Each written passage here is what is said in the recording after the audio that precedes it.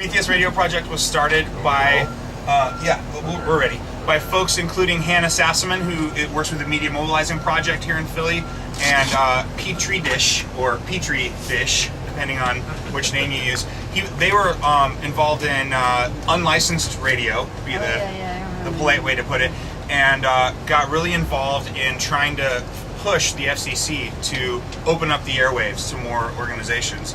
And so as we head first to Prometheous Radio, they were in West Philly for many, many years, I think like a decade, in the basement of a church that was sort of in solidarity with their project, and they only recently moved into this facility. I've actually never been to this facility that I'm taking you guys to, but there will be Prometheus folks there. They're expecting us, so they'll get to tell you more about their work.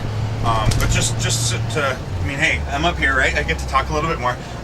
I think, I worked with Prometheus on and off over the last several years. One of the really fun things that they did was bring people from communities that wanted their own access to the airwaves to Washington and arrange meetings with us, with our members of Congress, with at least one person from the coalition within the Beltway, the public interest advocates, to work with us. And that was one of the most exciting things about my participation personally in the work to get the law changed so we could have these stations, was being able to walk the halls of Congress and in rare cases actually get to meet with the legislators themselves, usually meet with staff, but also to have that support of a person from the DC organizations. A few of the organizations that we worked with I mentioned, others are like the Future of Music Coalition, which is a really cool organization that looks out for performers and songwriters and does a lot of really good policy work around net neutrality and other tech issues that obviously impact the creative community.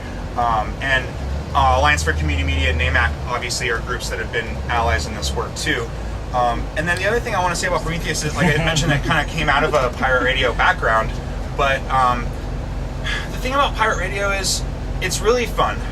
You can drink beer in your garage while you're on the airwaves, and you can say the F word and,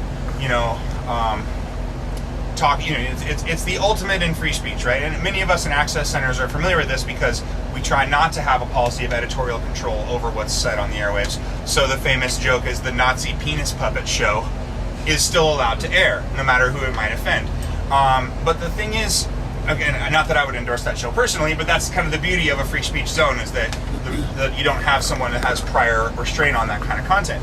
But the thing is, at the end of the day, pirate radio is not sustainable. It might be really important, like in Boston, for example, where the airwaves were closed off. A lot of particularly immigrant communities found that their music and culture and local issues were just not represented anywhere in broadcast, and so those pirate operations served a really important function. And when the feds finally shut them down, they thought they had a really strong case to be made that they were a necessary media tool. But the problem is, not only do you lose, is it easy to lose everything you've invested in a pirate station, it can also get kind of scary. I mean, there have been cases where federal marshals accompanied an FCC field agent to a pirate operation, and an aggressive dog attacked the marshal and was killed. I mean, it's not a joke, but there's sort of a joke about pirate radio that the marshals can shoot your dog. You know what I mean? They can steal your equipment. They can steal your record collection. And all of these things can be seized because you are technically breaking federal law if you're broadcasting a radio license without a radio signal without a license. All men lived in darkness. All mankind lived in darkness. Only the gods had the light. He stole that fire. He brought it to mankind, and the gods were so furious that they chained him to a rock, and every day a vulture would come and torture him by picking out his liver, and then his liver would grow back, and then the vulture would come back every day. And so we expect Clear Channel to do that to us. Yes, we see that. We see that. Yes. There's a metaphor there in terms of, an allegory of fighting the power. Grassroots work and. Everybody polish off your beverages, and before we go, I just want to encourage my 20 friends here to give Prometheus a round of applause.